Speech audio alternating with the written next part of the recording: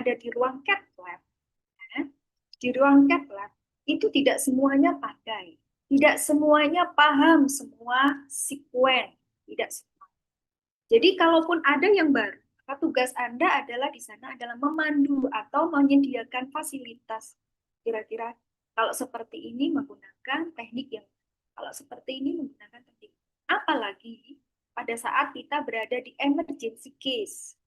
Pada saat di emergency case, semua pandangan, semua orang itu dalam posisi tegang. Karena apa? Terlambat sedikit pasien meninggal. Nah, pada saat di situ Anda sudah harus bisa mumpuni memutuskan kira-kira kayak gini, saya harus change dengan teknik yang ini, saya harus change dengan teknik. Jangan kamu harus dimarahin dulu, harus disetak dulu, atau kalau saya tendang dulu. Kenapa?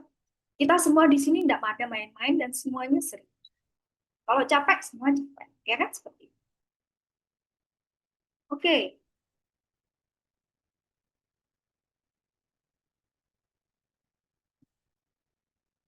Nah, sekarang saya akan tunjukkan kira-kira apa saja yang bisa Anda pelajari di intervensi.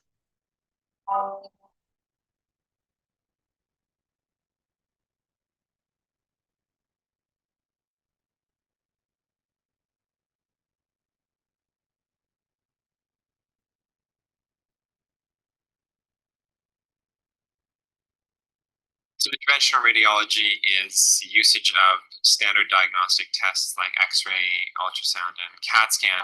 Basically, it's using tubes and needles and wires and balloons to perform procedures that would replace open surgical procedures. For example, I would use this tool to treat tumors in liver, kidneys, bone, or lung. It effectively eliminates tumors without the need for an open surgical procedure. It's important to the hospital because it provides a number of ways to treat patients quicker and faster.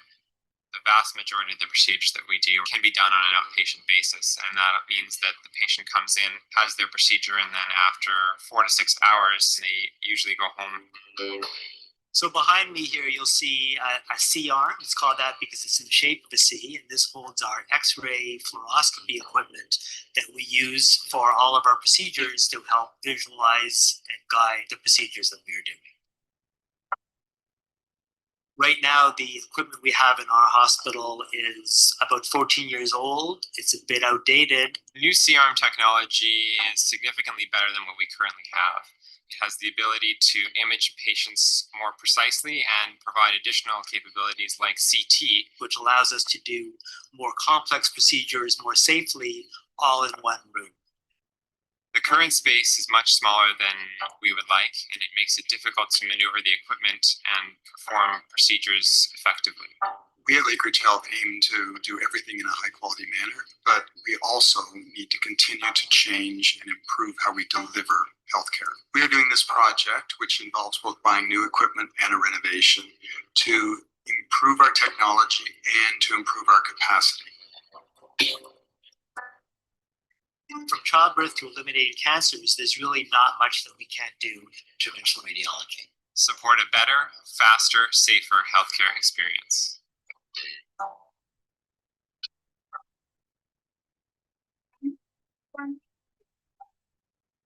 Intervensi.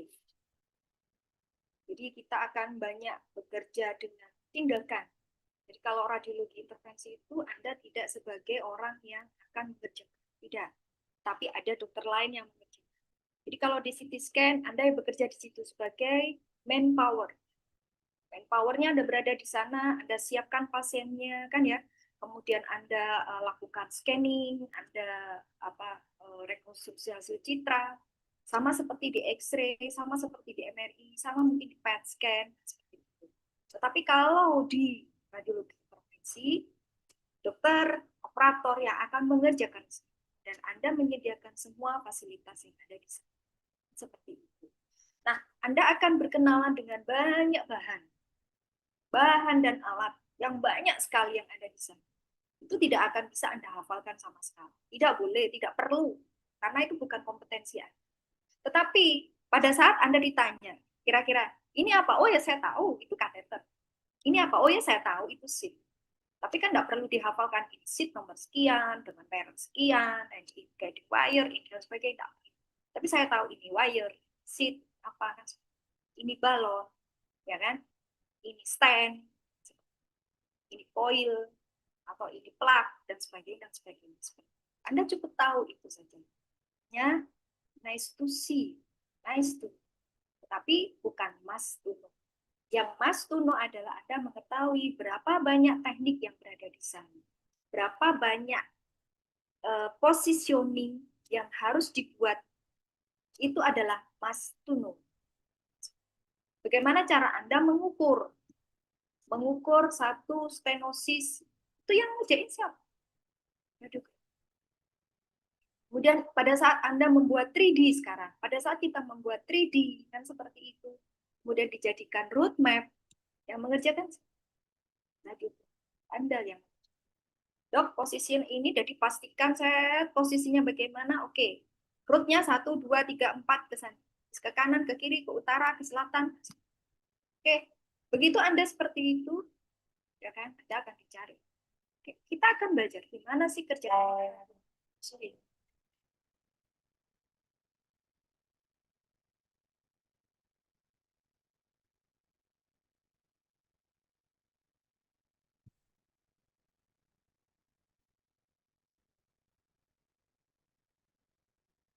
Kita ketahui kan, signifikan DX. Here at Cincinnati Children's, there are many different subspecialties in radiology. Interventional radiology is one of them. Interventional radiology is part of the operating room. However, most of the procedures done in IR are minimally invasive, which in general is safer than open surgery and allows you to recover faster and heal with less pain and scarring. An interventional radiology technologist is different from a diagnostic, ultrasound, or CT technologist because we assist the doctors in the operating room. IR technologists greet the patient when they are coming into the room and stay with you through the whole procedure till the time the procedure is finished. We prepare the sterile equipment in the room for the procedures and sometimes are able to assist with performing these procedures. In aiding the doctors, we use sterile technique like scrubbing our hands, putting gowns and gloves on, and cleaning the procedure site of the patients. IR technologists are also a resource in the room during the procedures to get the needed equipment. There are many different procedures that we perform. For example, placing drainage tubes, PICC lines, biopsies, or angiography, which is imaging of vessels in different parts of the body. These are just a few examples. We use many different types of imaging equipment for our procedures. Our main source of X-ray is the C-arm, which we use for almost all the procedures we do. This creates a low-dose pulsed X-ray and allows us to see in real time what we are doing inside the body. Our C-arms also have the capability to do minimal CT scans and make 3D imaging models. IR technologists can also operate the ultrasound machines, which are used to do biopsies or get vein and artery access. This is just a brief description of the day-to-day duties of an interventional technologist. We hope this helps you to understand how we treat our patients in order to get the best results. Tapi ya biarin aja. Ya maunya kayak gitu. It's okay. Oke, nah sekarang kita akan masuk ke topik ya. Jadi kita akan belajar tentang beberapa teknik yang ada di intervensi radio. Anda bisa menggunakan banyak sekali buku. Nah, Anda kalau lihat di sini kita pakai beberapa alat. Ini adalah alat yang ada di ruang cath lab berupa C-arm. Jadi bukan hanya fluoroskopi doang, tidak Mas. Tidak hanya fluoroskopi. Jadi lebih dalam, lebih jauh, lebih advance dengan fluoroskopi. Bukan hanya sekedar alat fluoroskopi. Oke ya. Kita ada C-arm di sini. Kalau Anda perhatikan ini C-armnya tunggal, yang ini C-armnya 2. Kita sebut biplane. Jadi pada saat kita lakukan satu tindakan, satu AP, satu lateral. Jadi pada saat dilakukan fluoroskopi, ya kan? Pada saat kita lakukan fluoroskopi, maka akan muncul dua gambar. Dari AP seperti ini, dari lateral seperti ini. Pasti itu membutuhkan atau pasti akan menghasilkan satu radiasi atau dosis radiasi yang luar biasa. Akan tetapi itu diperlukan untuk satu tindakan-tindakan tertentu yang butuh ketelitian seperti itu.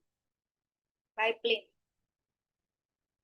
Ini adalah model siam yang ada di ruang cath lab, ya kan, dengan bentukan tabung masih bulat. Eye-nya seperti ini, siam. Terus kemudian kalau Anda lihat lagi,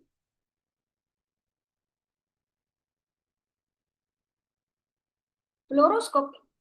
Kita belajar tentang fluoroskopi. Fluoroskopi itu kalau kita mau, oke, fluoro. Kalau Anda ingat ada satu komen atau satu perintah, oke, fluoros, seperti itu. Maka fluoros ini sama seperti alat fluoroskopi yang ada di ruang general X-ray. Jadi dia akan melakukan atau melihat satu objek secara real time. Jadi kalau kamu berada di satu sisi, ya kan, satu tempat area, biasanya kalau fluoroskopi, ada yang pernah tahu fluoroskopi pernah memainkan fluoroskopi di rumah sakit?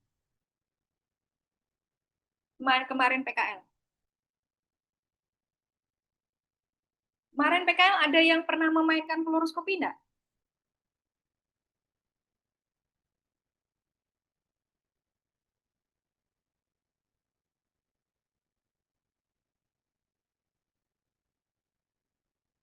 Ada nggak? Belum, Dok. Belum pernah. Belum pernah. Jadi kalau kita fluoroskopi itu, jadi kalau colon inlet kita lakukan fluoroskopi ya, kemana kontras itu jalan, kita ikuti. Nah, karena itu makanya kita bilang real time. Seperti itu. Nah, berbeda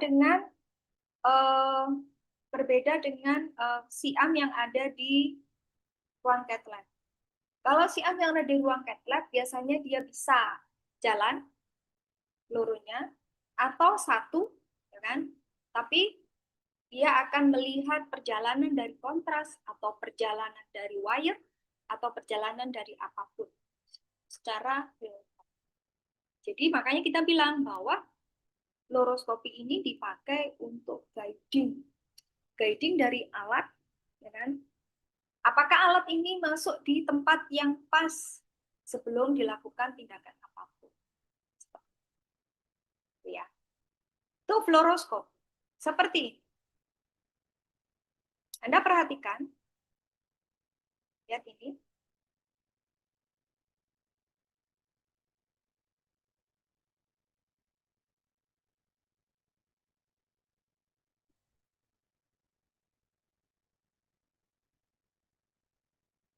Oke, apa yang Anda lihat di sini? Jadi ada satu, Anda tahu ini apa?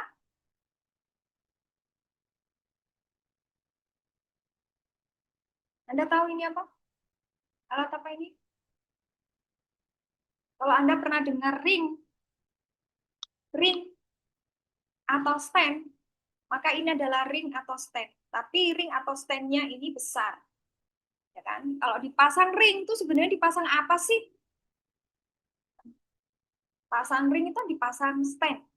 Dipasang satu alat atau seperti pagar seperti ini, tujuannya adalah untuk melebarkan pembuluh darah. Jadi kalau pada saat kita mau melebarkan seperti ini, maka kita harus pastikan dia betul-betul berkembang. Kan nggak mungkin stand dalam besar seperti ini kita masukkan dari bawah. Pak, Anda perhatikan. Ini posisinya seperti ini. Kita pastikan bahwa pembuluh darahnya benar, baru kita keluar. Ya kan? Nah, seperti itu. Kita lihat di sini. Nah, ini kita alatnya kita naikkan, turunkan, dan kita kembangkan, dan sebagainya. Jadi kita pastikan bahwa pada saat dia deploy atau pada saat dia mengembang, betul-betul berkembang sempurna seperti yang kita harapkan. Tuh, ya. Oke, itu adalah fluoroskopi. Nah, masalahnya adalah pada saat kita lakukan mau memasukkan sesuatu, ya kan, kita harus fluoroskopi. Tidak boleh kita memasukkan apapun, kita baik alat, baik bahan, baik apapun, kita tanpa fluoroskopi. Kenapa? Kita berada jauh dari jangkauan organ yang kita tuju. Sehingga dengan fluoroskopi membantu kita memastikan bahwa betul-betul di target organ yang pas sesuai dengan kita. Jangan sampai, ya kalau kamu sekarang ini, kalau kamu lakukan CT scan, pemberian kontras, kontrasnya kamu masukkan di mana? Hanya di lewat IV kan? Hanya lewat IV. Pada saat dimasukkan lewat IV, ya kan? Kenapa langsung scanning aja? Nggak perlu di fluorus nggak dong? Nggak perlu, karena apa? Kita yakin bahwa dia masuk pembuluh darah. Begitu kita yakin masuk pembuluh darah, kita bisa abaikan. Tetapi kalau pada saat dilakukan di tindakan intervensi, maka tidak hanya kontras yang kita masuk, karena kontrasnya tidak masuk pembuluh darah yang ada di perifer, ada di tangan, ada di kaki, tidak. Tetapi langsung masuk lewat pembuluh darah itu dan berada di ujung dari kaki. Itu ya. Oke, sinus. Apa itu sih?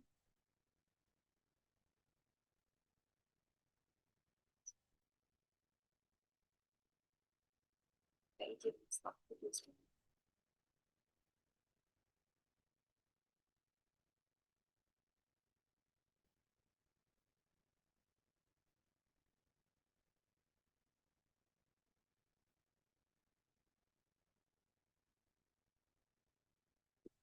Sinus itu seperti fluoroskopi.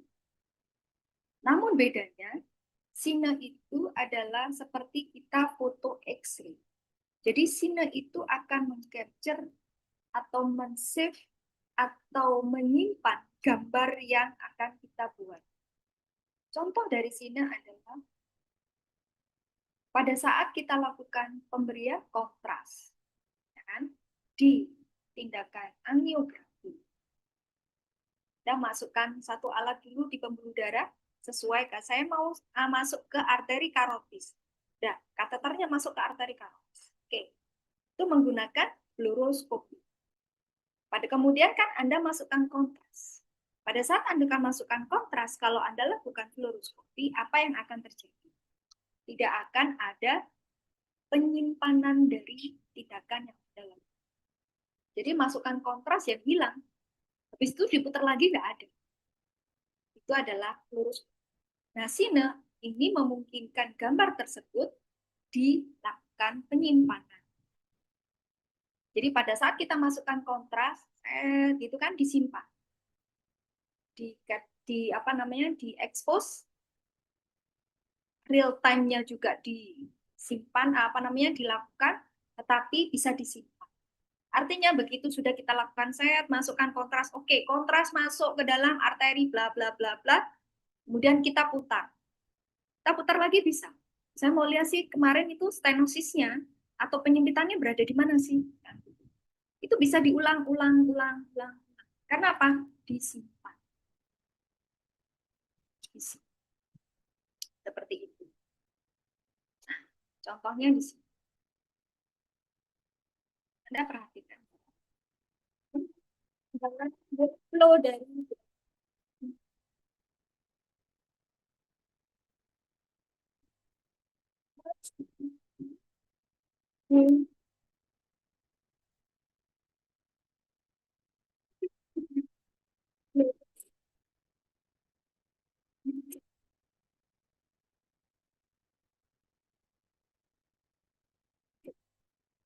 dimasukkan alat kontras, kemudian Eight layer lang. Okay.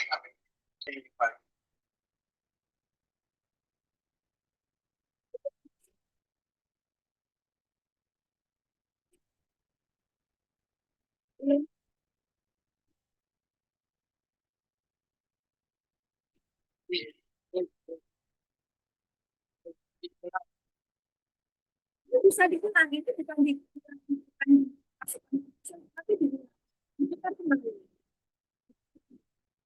Jadi dokternya begitu sudah selesai, kemudian dilihat lagi kan tadi stanisisnya di atas. Kita kopi dari bagian Ini fluoroskopi lagi ya kita lakukan.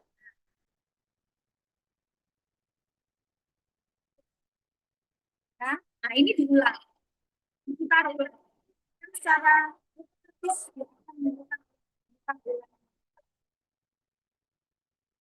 kita buat simak. Akan buka dulu. Disimpan. Jadi meskipun perjalanan tadi, jalan kompas tadi kan dikit, di save. Jadi mulai dari ujung sampai buat bawah, sampai sisi tadi. Ini flash.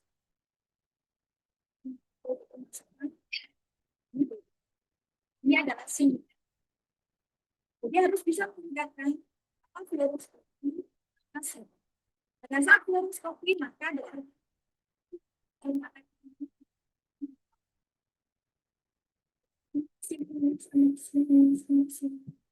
enggak positioningnya berubah atau tekstur di mana ini fluoroskopi. Lihat di manakah posisi dari begitu ini adalah sini. Ya.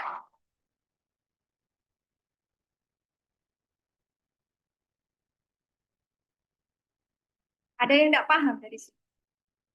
Jadi pada saat dokternya mau memposisikan kateter, dia kateternya model mau ke sana, mau ke sana, mau ke sana, atau habis setelah posisi dari cupnya sama eye-nya itu dirubah seperti ini, kan dicek dengan fluoroskopi. Set, oh ya pas, berada di area center, ya kan? Center point-nya pas dengan fluoroskopi. Begitu selesai kita masukkan kontras.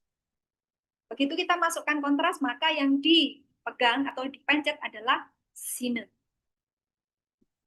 Paham ya? Seperti itu. Nah, sine ini adalah pada saat sine sama seperti kita lakukan foto X-ray. Kalau Anda perhatikan, kalau Anda perhatikan ini ya, kalau Anda perhatikan gambar ini, sine maka semua yang ada di sini seperti kita foto X-ray. Masukkan kontras. Foto X-ray masukkan kontras, maka semua pembuluh darah yang ada di sini kelihatan. Tulang juga kelihatan seperti foto BOF atau foto torak. Ini koste-koste juga kelihatan. Pergerakan ini kelihatan. Sine ini dipakai untuk organ-organ yang bergerak. Organ yang bergerak. Contoh jantung. Seperti itu. Jantung kamu suruh diam. Diam sebentar, Pak. Tahan napasnya. Jantung tetap jeduk seperti itu. Nah, sine ini memungkinkan untuk melakukan satu saving dari perjalanan pemberian kontras atau perjalanan organ seperti itu, meskipun organ tersebut bergerak. Atau kita lakukan sine, ya kan? Pada saat kita mau melihat atau melihat, kalau ini kan areanya cuma satu ya, satu area saja. Kalau jantungnya di situ aja. Jadi kita pastikan tabungnya, cupnya, atau kolimasinya, atau FOV-nya berada di sana, kita bisa lihat semua. Tetapi bagaimana dengan pembuluh darah yang dari pangkal lengan sampai di ujung sini? Pada saat kita lakukan arteriografi, mulai dari sini sampai sini, bisa. Berapa panjang cup yang harus kamu sediakan? Tidak mungkin kan? Maka apa yang harus kita lakukan? Maka kita menggerakkan cupnya untuk mengikuti aliran pembuluh darahnya. Sama seperti pada saat kita lakukan kolom in loop. Pada saat kita lakukan kolon in loop, begitu kontras dimasukkan, maka fluoroskopi akan mengikuti aliran kontrasnya. Oh, masuk di kolon ascendant. Kan kita ikuti kontrasnya. Seperti itu. Jadi itu digerakkan. Nah, pada saat kita digerakkan atau organ yang bergerak, maka savingnya menggunakan sine. Paham ya? Pada saat itu menggunakan sine. Cuman kelemahan dari sine adalah semua background yang ada di organ yang akan kita saving itu terlihat. Sama seperti kita lakukan tindakan X-ray. Tulang kelihatan, gas usus kelihatan, ya kan? Kalaupun orangnya lagi lagi menelan kelihatan, nah seperti itu. Dengan udara, dengan lain-lain itu akan kelihatan semua. Tapi tidak ada cara lain. Karena apa? Kita harus melakukan satu saving proses atau prosedur, ya kan? Pada saat kita bergerak. Entah organ yang bergerak atau alatnya yang bergerak. Oke. Nah, bagaimana dengan DSA? DSA atau digital substrate. Digital substrate. Kalau kita ngomong digital substrate, itu artinya adalah dilakukan substraksi dengan digital. Nah, pada teknik ini, maka apa yang kita akan dapatkan? Kalau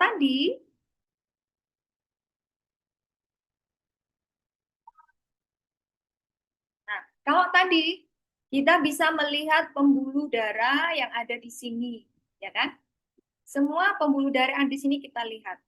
Tapi seandainya pasien itu di sini ada pen, seandainya kan, di sini ada pen, pasien post-op di area vertebra dipasang pen, screw, kira-kira kelihatan nggak?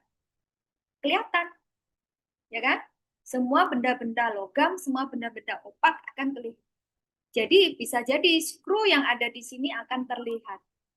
Nah, bisa jadi dia membuat gambaran yang ada di pembuluh darah tertutup oleh ini, seakan-akan dia ada penyempitan atau penyumbat. Nah, seperti itu. Makanya kita lakukan dengan berbagai posisi. Supaya apa? Memastikan bahwa itu penyempitan atau tertutup oleh artefak. Ya. Nah, pada saat beda dengan yang di subtraction. Subtraction itu seperti ini. Jadi ini awalnya seperti ini, ya kan? Pada saat kita lakukan arteriografi, kontras, kemudian bagian belakang ini adalah tulang, koste, vertebra, diafragma dan sebagainya. Nah, kemudian kita lakukan masking. Maskingnya itu adalah di area background-nya dari pembuluh darah.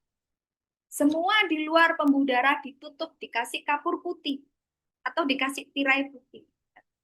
Sehingga apa? Sehingga yang terlihat pada saat kita lakukan akuisisi, maka hanya pembuluh darah yang terlihat. Yang lain tertutup. Ini memungkinkan untuk pembuluh darah, ya kan? Kita lakukan keeping atau saving dari arteriografi pembuluh darah di daerah-daerah yang tidak bergerak. Contoh yang tidak bergerak adalah kepala. Pasien suruh diam, Pak diam. Tidak boleh bergerak, tidak boleh noleh. Ya kan? Tidak boleh telan ludah. Oke. Begitu pasiennya diam, kira-kira bisa disuruh diam enggak? Bisa. Kepalanya diam. Oke. Atau Anda lakukan tindakan arteriografi di area sini, hanya daerah sini saja. Tidak yang lain, tidak diikuti, ya kan? Tidak mengikuti sampai ke bawah, hanya area sini saja. Karena saya mau lakukan tindakan apapun di pembuluh darah di area leher. Dan seperti itu. Pasien suruh diam, kita bisa lakukan substitusi. Tetapi kalau kita lakukan teknik ini pada jantung, maka apa yang terjadi? Substratnya distrak. Jadi dia seperti blur. Ya kan? Blur. Dia akan terganggu dengan gerakan yang kita lakukan. Contohnya saja, pada saat kita lakukan satu pemeriksaan arteriografi di area kepala, dia kan diam. Diam, Pak. Oke, diam. Kita lakukan pemberian kontras, akan terlihat. Tapi begitu pasiennya seperti ini, maka akan terjadi blurring. Karena mengganggu tadi, mengganggu maskingnya, proses masking. Proses maskingnya dilakukan atau dikerjakan bersamaan dengan kita masukkan kontras. Makanya kita sebut digital. Jadi otomatis. Jadi pada saat kita memilih menu DSA, maka pasien pastikan tidak bergerak. Seperti itu. Atau pastikan kita tidak lakukan gerakan dari cuknya atau mejanya. Atau pastikan organnya bukan organ yang bergerak. Yang tidak bisa dikontrol. Bagaimana dengan usus? Usus lakukan peristaltikan? Kamu mau, Pak, ususnya jangan bergerak. Apa bisa? Tidak bisa. Karena involuntar. Kan seperti itu. Jadi pada saat kita lakukan DSA di area abdomen, pasti nanti ada sedikit artefak yang disebabkan oleh pergerakan. Tapi pergerakan usus itu kan tidak cepat. Tidak seperti jantung. Atau tidak seperti orang bergerak seperti itu. Tidak. Ya kan? Dia kan pelan. Nah, masih bisa kita atasi.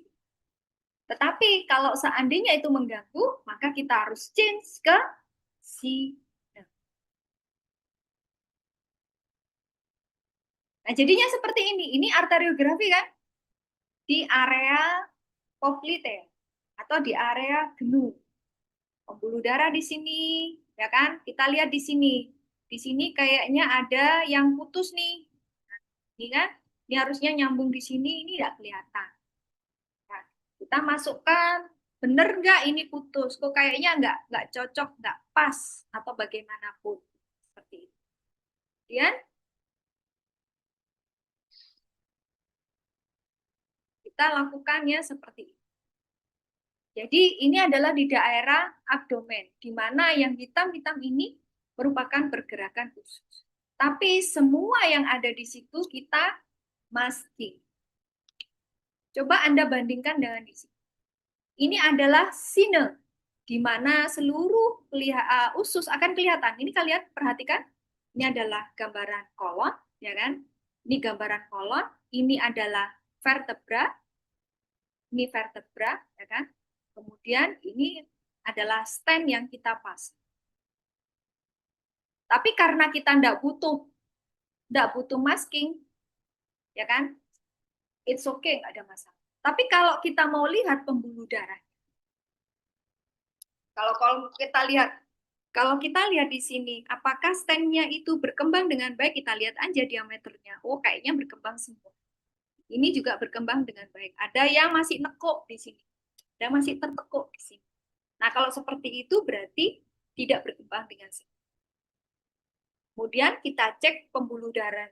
Kalau Anda cek pembuluh darahnya dengan menggunakan sinel, dengan posisi gambar seperti ini, maka kita tidak bisa lihat apa masih ada stenosis atau ada penyempitan. Makanya kita lakukan masking. Ada yang mau bertanya dari sini?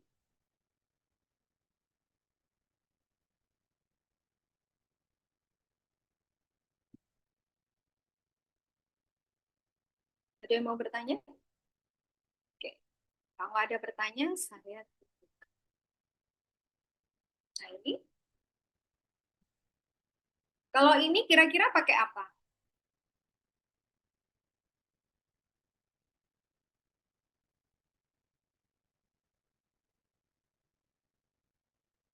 Anda sudah diajari pemeriksaan dengan kontras, kan? Sudah kan? Nah, kira-kira ini pemeriksaan kontras apa? Ada yang tahu?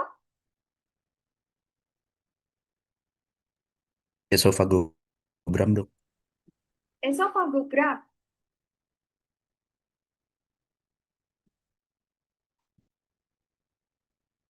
Bentar ya, saya ini dulu. Ada konsulan emergency. Sebentar.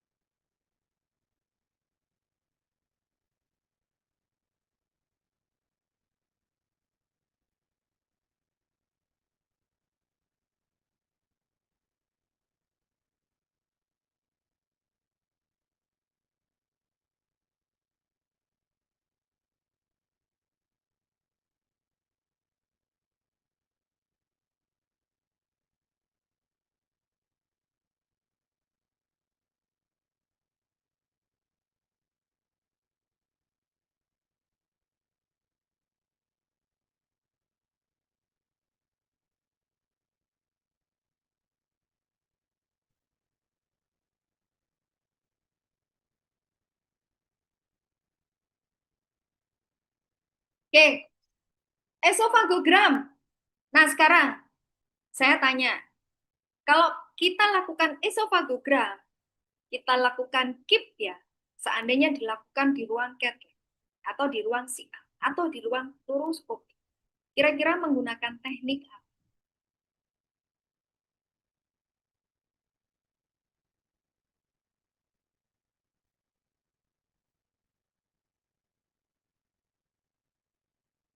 Coba sih Mas Nararyadava.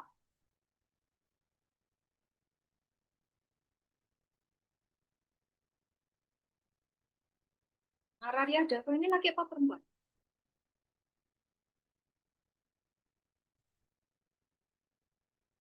Nararyadava.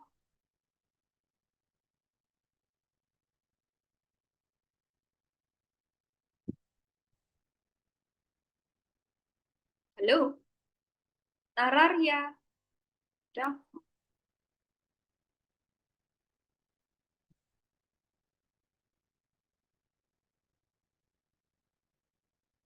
Oh, setelah Nararyadava dipanggil, langsung Mas Yuda muncul. Nararyadava.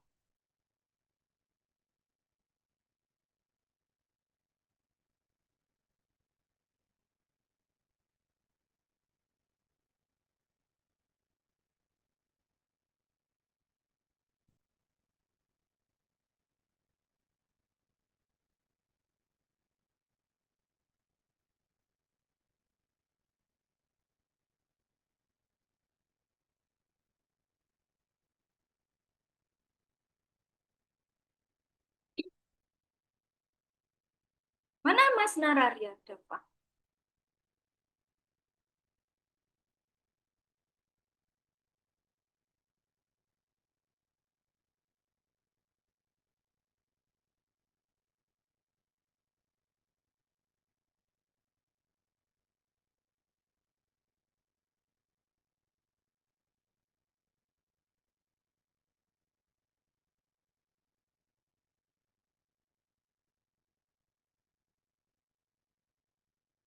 Gimana temanmu itu?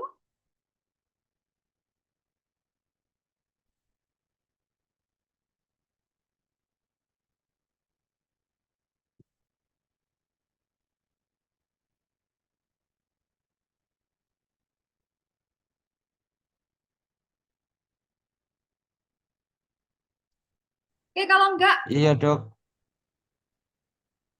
iya dok.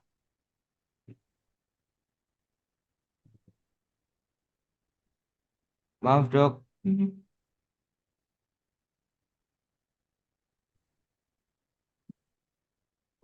Mas? Iya dok. Kamu tinggal ngopi atau bagaimana? Enggak dok, saya di rumah ini saya habis dari kamar mandi dok. Oke, Mas. Ini pemeriksaan apa, Mas?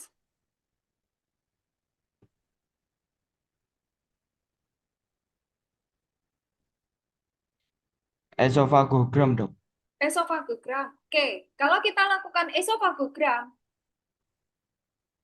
kamu menggunakan teknik apa?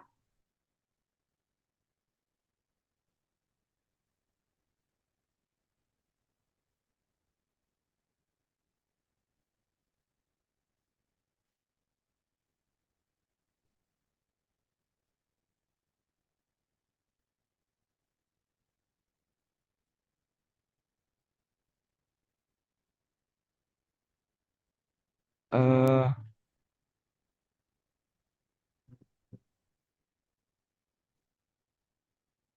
Fluoroskopi dok.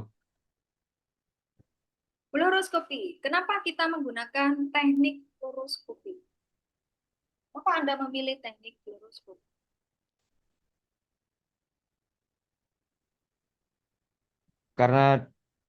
Karena dapat dilihat secara real time dok. Cara real time. Yang lain nggak bisa real time ya?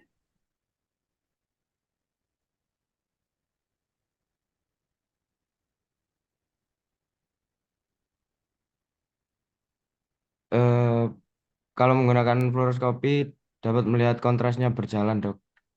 Iya, saya tahu, Mas.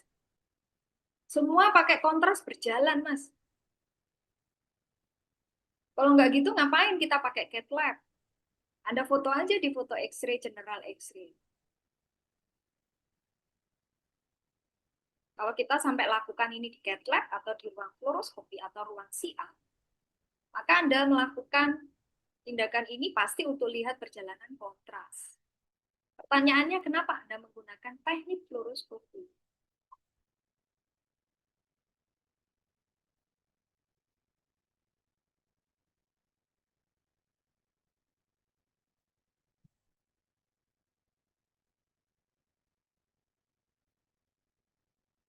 Coba wajahmu mana sih? Cuman jidatmu aja yang kelihatan. Nah,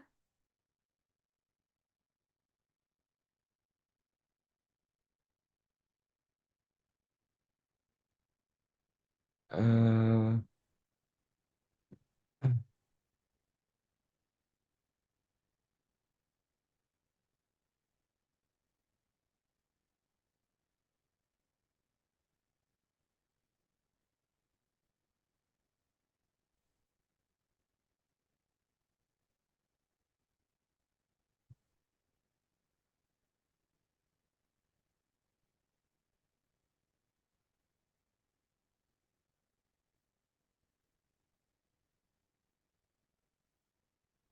Menggunakan fluoroskopi karena esofagus organ dinamis dok.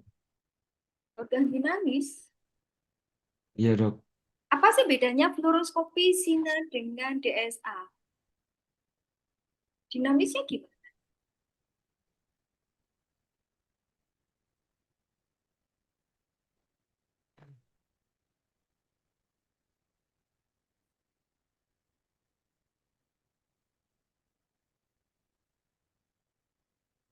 Coba saya Filda bisa bantu nggak?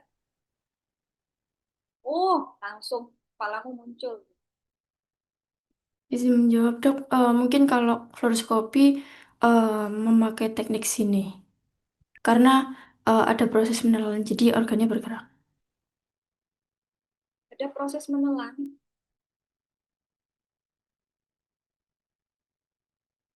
Iya, jadi organnya bergerak. Kalau menggunakan DSA ngeblur nanti.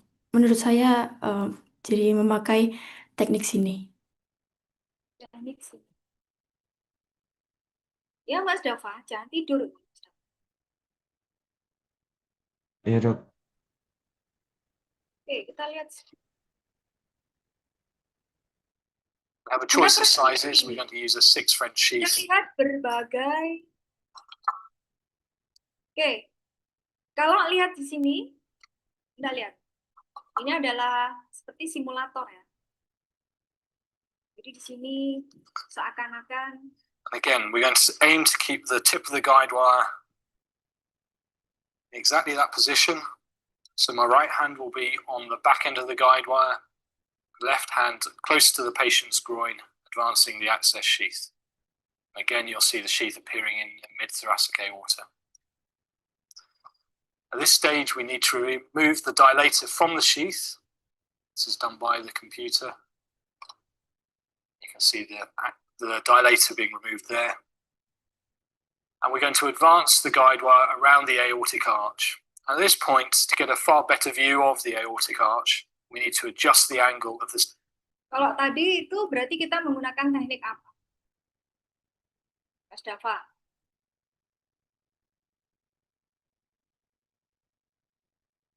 Iya, Dok. Teknik apa?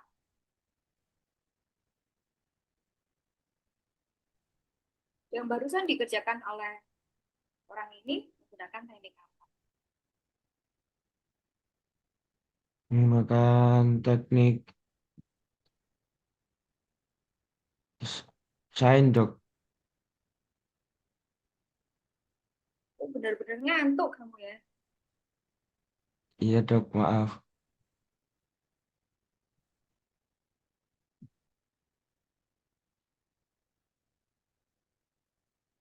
Apa yuk?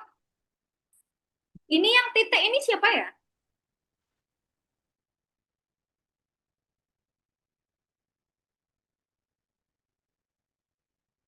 Nonim?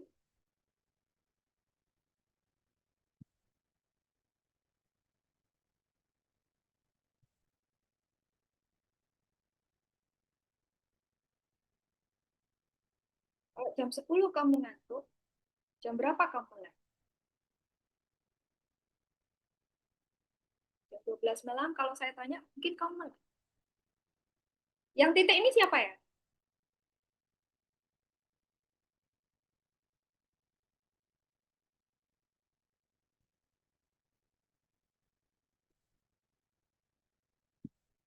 PJMK-nya siapa ya? Saya, Dok. Siapa itu temanmu yang titik tulisannya? Kurang tahu, Dok. Soalnya tadi di awal udah pada rename semua.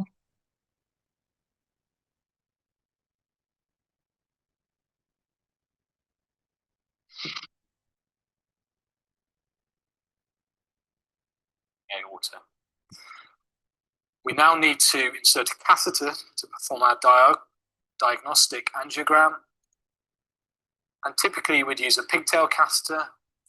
We tend to use a 5 French catheter because the flow rates required in the aortic arch are quite high. And we'll thread that onto the end of the guide wire.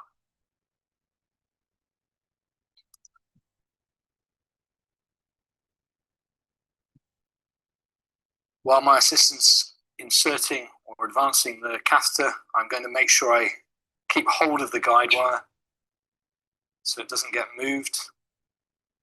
Now I've got control of both the catheter and the guide wire.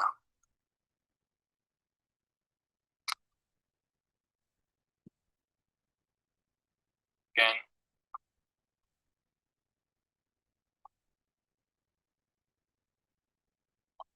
Right hand on the guide wire.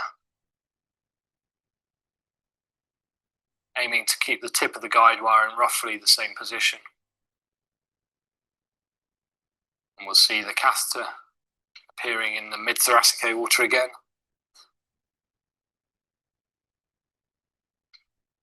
Just pulling back slightly on the guide wire as I advance the catheter just to keep the position stable.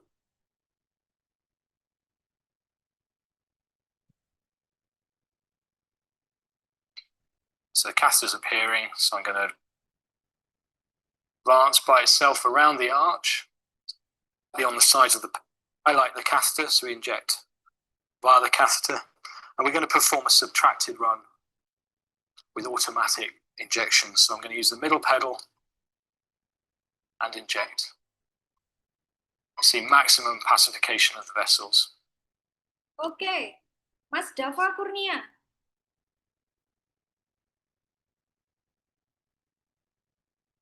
Iya, Dok. Ini teknik apa? Ya dok, Ini teknik apa? maaf dok, saya tadi terpental dok, gara-gara jaringan saya dok. Ya wes sekarang, ini teknik apa?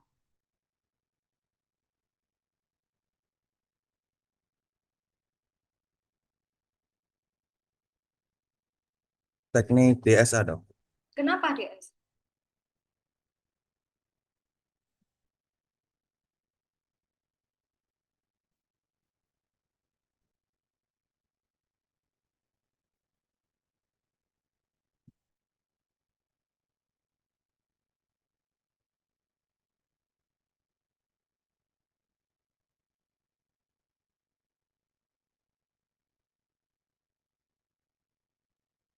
Karena menunjukkan pembuluh darah dok. Karena menunjukkan pembuluh darah. Oh, luar biasa.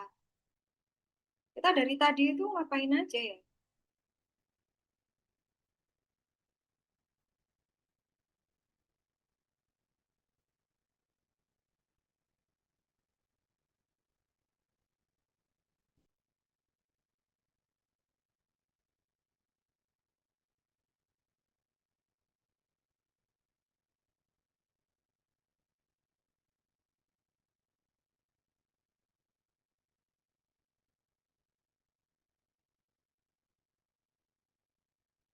Kamu ngechat siapa, Mas?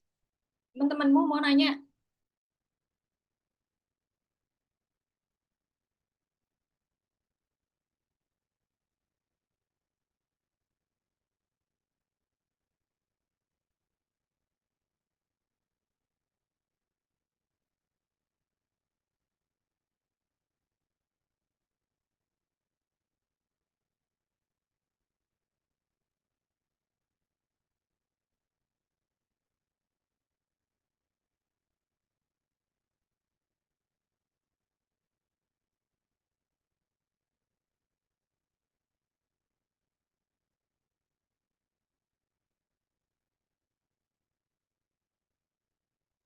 Coba deh Mbak Anjar. Anjar ini laki perempuan ya? Oke, Mas. Oke, Mas. Kamu bisa kasih tahu itu Java core-nya. Ini teknik apa?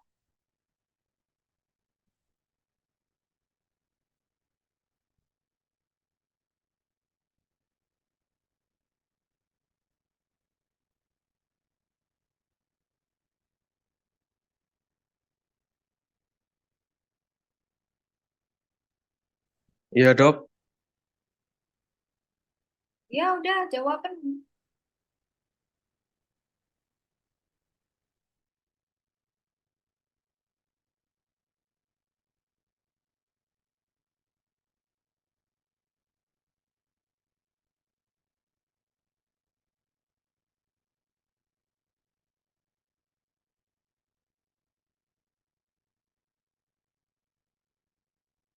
Ini teknik apa, Mas?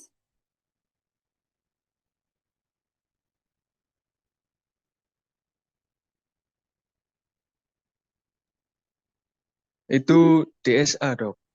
Kenapa DS?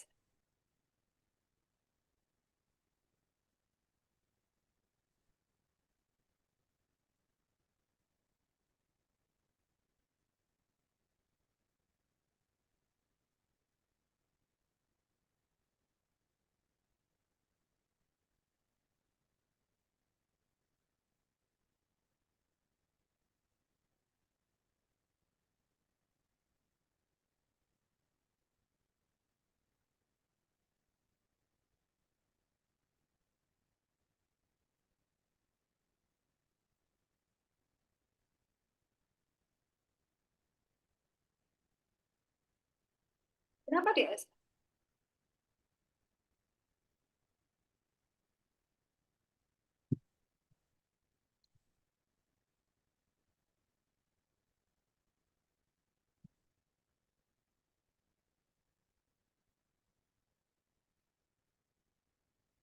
Biar hilang ya?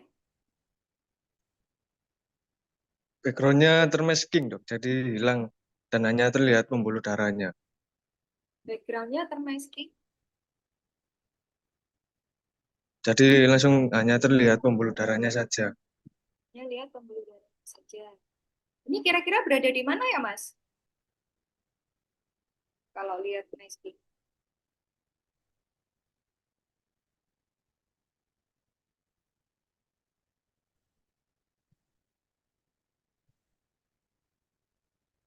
Itu kira-kira di aorta, Dok.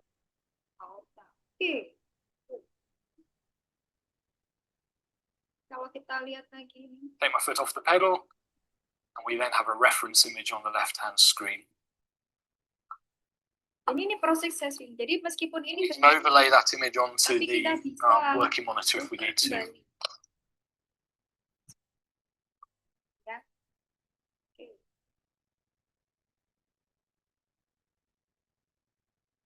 Baik, itu saja dari saya. Camkan pelan-pelan. Camkan betul pelan. Jadi saya bicara tadi itu, ya kan? Saya coba menjelaskan kepada Anda apa perbedaan antara ketiga teknik tersebut dan kapan kita lakukan ketiganya. Kapan kita lakukan fluoroskopi, kapan kita lakukan DSA, kapan kita lakukan SID. Nanti pada saat seandainya saya bertanya dan sudah bisa menjawab, prinsipnya itu harus ada pegang. Ya, seperti itu. Oke, kalau begitu sudah cukup presentasi saya. Terima kasih. Assalamualaikum warahmatullahi Waalaikumsalam warahmatullahi wabarakatuh. Terima kasih, Dok. Terima kasih, Dok.